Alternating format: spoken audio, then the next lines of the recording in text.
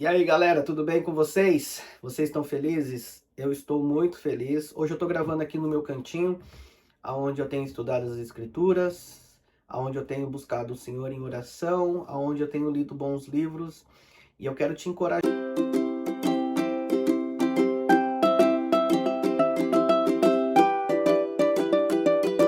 você ficar conosco até o final. Se você não é inscrito no canal, que você possa se inscrever, ativar o sininho das notificações para que você possa sempre estar atualizado com o conteúdo na qual nós temos proposto a estar liberando todas as semanas.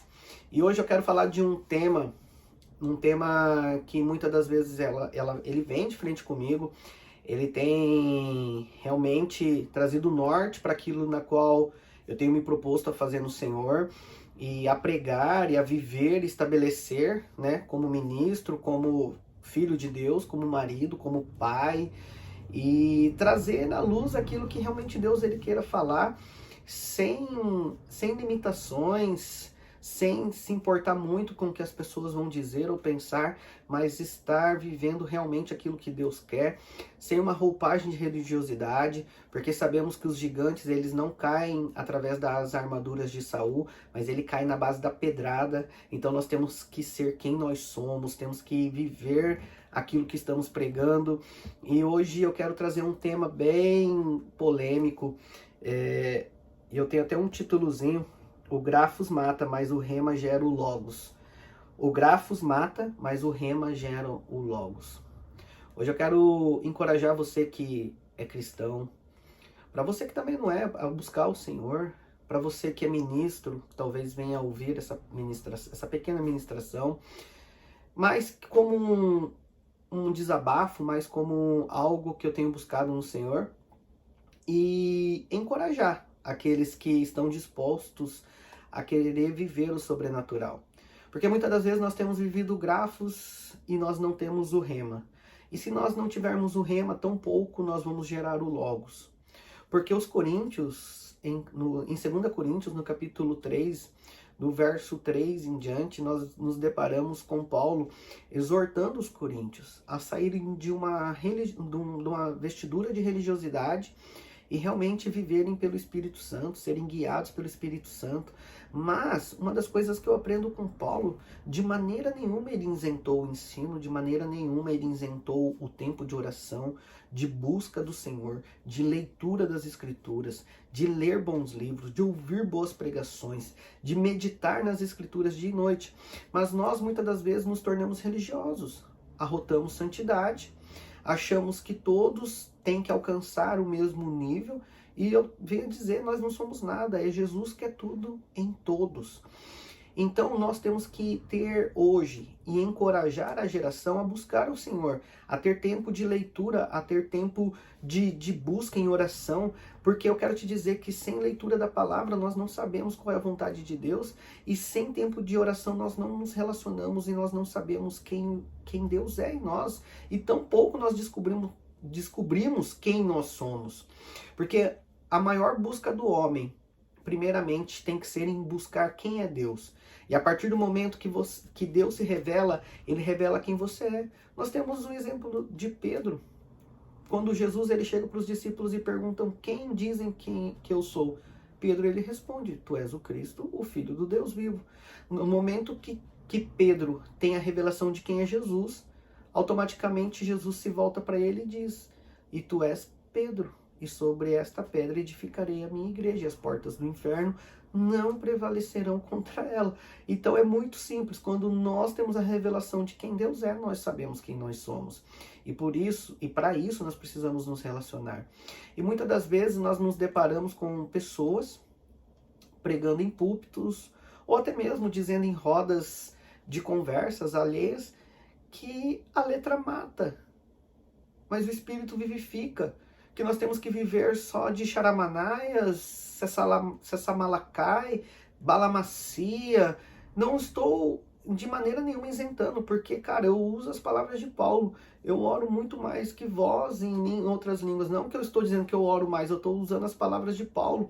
Cara, há momentos que você vai ter que entrar no Espírito e orar, interceder em línguas. Mas eu quero te dizer que muitas das vezes nós estamos isentando o corpo de Cristo de buscar o Senhor por meio do estudo, por meio da busca. E nós muitas das vezes culpamos A, B ou C, ou até Satanás, os demônios e o inferno. Eu não estou fazendo apologia e tampouco estou defendendo Satanás, mas eu quero te dizer que muitos homens têm se escorado nisso, porque as coisas não acontecem da maneira que ele quer, não vivem o extraordinário de Deus, não vivem a plenitude da vontade de Deus e culpam Satanás, o inferno e muitas outras pessoas. Mas por quê? Porque são preguiçosos. Não buscam o Senhor, não buscam a se dedicar às escrituras, a estudar as escrituras, a ler bons livros, a ter tempo de oração. E Paulo estava dizendo aos coríntios, cara, não é nisso que vocês têm que se escorar. Vocês têm que se escorar em buscar a Deus. Porque quando você busca a Deus, você sabe quem Ele é e automaticamente vocês descobrem quem vocês são e para aquilo que vocês foram chamados. Então, quando nós temos uma balança e nós colocamos o ensino da palavra, a busca pelas escrituras, o tempo de oração e a adoração, automaticamente nós trazemos uma balança para que o Espírito Santo venha atuar através das nossas vidas. Porque nós ficamos muitas das vezes desbalanceados. Ou muito na letra e pouco no espírito. Ou muito no espírito e pouco na letra. E aí nós vemos esses cultos, na onde nós temos muita palavra e pouco atuar do Espírito Santo. Em outros nós vemos coisas que muitas das vezes são imagináveis, vemos aberrações acontecendo, porque não tem a doutrina da palavra. Então nós somos chamados para ser balanceados, não tem como nós ficarmos polarizados como nós temos visto hoje numa geração totalmente o oposto, ou é uma coisa ou é outra e não conseguem se definir, estão condenando, estão apedrejando, estão indo para cima, estão fazendo isso, estão fazendo aquilo, geram classes sociais, geram classes de esquerda, direita, e é isso e é aquilo, é hétero, é homossexual, é isso e aquilo, mas a palavra de Deus ela vem trazer luz, a palavra de Deus ela vem trazer centralidade. Então, para nós que somos ministros e homens de Deus, nós precisamos estar realmente focados no rema de Deus, na revelação de Deus. Mas para ter a revelação de Deus, nós precisamos ter o relacionamento. Por isso que no verso 6, Paulo ele disse: Ele que nos tem ajudado a contar os outros da sua nova aliança. Nós não pregamos a lei, mas anunciamos a aliança do Espírito, pois a letra mata, mas o Espírito dá vida. Então, ou seja, nós precisamos estar balanceados. Quando Paulo ele usa a palavra escrita, não com pena e tinta, ele está dizendo assim o grafos. Ele usa a palavra no termo grego grafos, porque o grafos é aquilo que eu posso escrever, é aquilo que eu posso fazer. Mas eu quero te dizer que o grafos, naqueles dias, eles estavam se baseando na lei mosaica. Eles estavam se escorando por meio da salvação nos mandamentos, e que eu não estou me opondo de maneira nenhuma, porque em Cristo Jesus toda a lei foi cumprida. E a inspiração da lei, ela acontece com o cumprimento de toda ela por meio de Cristo. Então, por isso que nós somos salvos pela graça, nós precisamos ter esse entendimento. Nós somos justificados por fé. E não é por meio das obras, mas é impossível você ter fé e você não ter obras. Então, por isso que nós precisamos estar bem balanceados nisso. E para isso nós precisamos saber quem é o Espírito Santo. O Espírito Santo, ele é o Espírito da verdade, ele é o conselheiro, ele é o consolador, ele é que convence o homem do pecado, é ele que intercede por nós e é ele que nos capacita a viver o sobrenatural. Os coríntios estavam apoiando-se nos mandamentos de Moisés e se gloriando somente nas normas a serem seguidas, achando que isso lhes traria vida. E quantos de nós hoje, nós estamos assim, vivendo regras, normas, e estamos isentando o atuar do Espírito Santo. E por meio do conhecimento da palavra de Deus, balanceada naquilo que Deus ele quer revelar para os nossos dias. E dando continuidade, rapidamente, 2 Coríntios 3, 7 ao 11 diz assim: E se o ministério da morte, gravado com letras em pedras, se revestiu de glória, a ponto de os filhos de Israel não poderem fitar a face de Moisés por causa da glória do seu rosto, ainda que desvanecente. Como não será de maior glória o ministério do Espírito? Porque se o ministério da condenação foi glória, em muito maior proporção será o glorioso ministério da justiça. Portanto, na verdade que outrora foi glorificado, neste respeito já não resplandece, diante da atual sobreexcelente glória, porque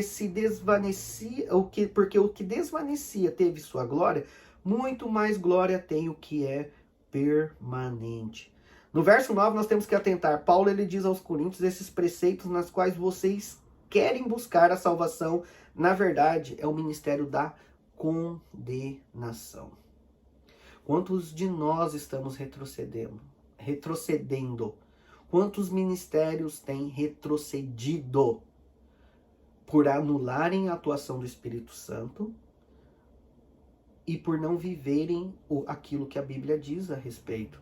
Então nós temos que hoje sair do grafos e entrar dentro do contexto na qual Deus quer inserir a igreja nesses dias.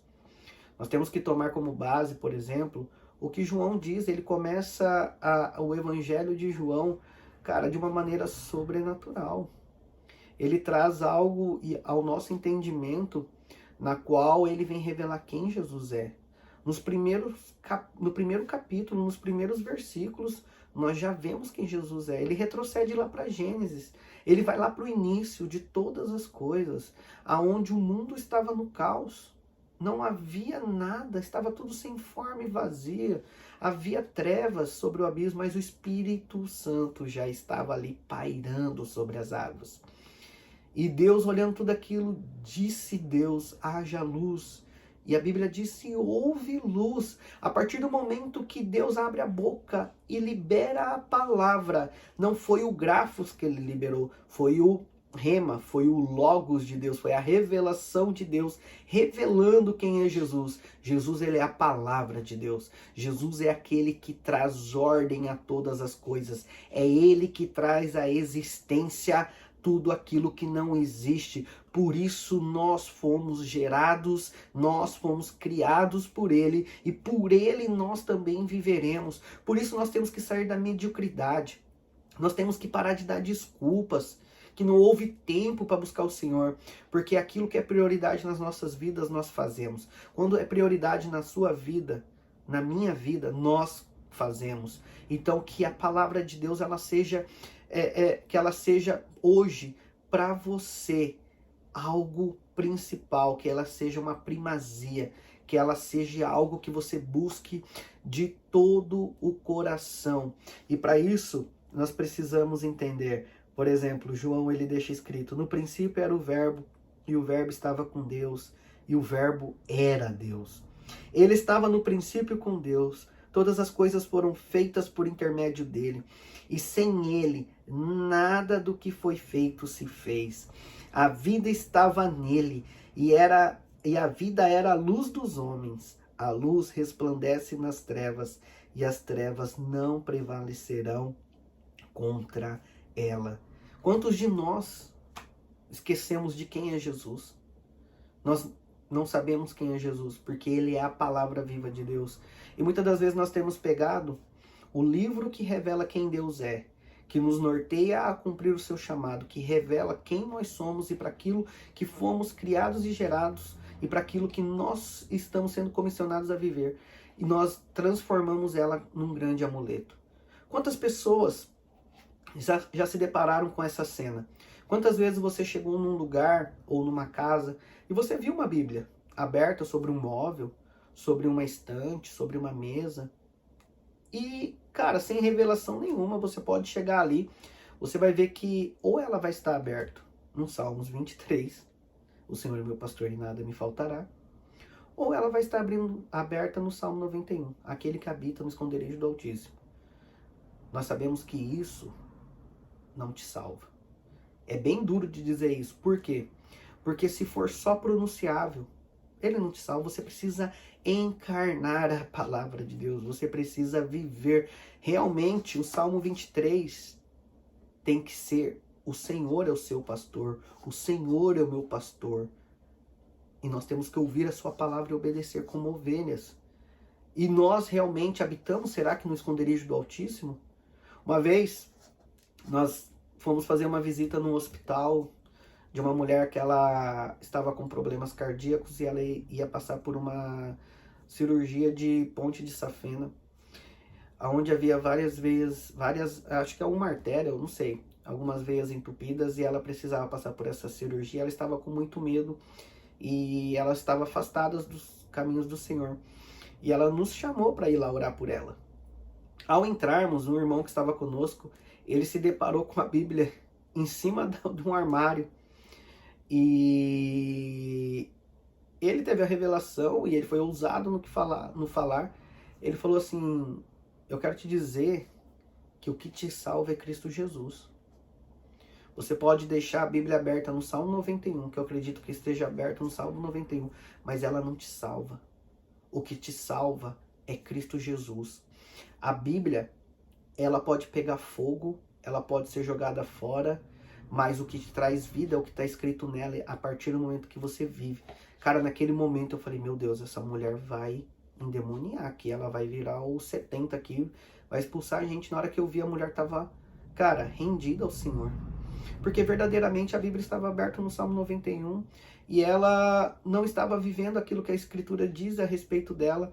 E ela teve um momento e ela foi salva, ela passou pela cirurgia, tudo correu bem, mas o irmão, ele foi ousado. Então que você seja ousado no falar, que você seja maduro naquilo que Deus tem e que em nome de Jesus todas as coisas possam convergir para que você possa cumprir o chamado de Deus na sua vida.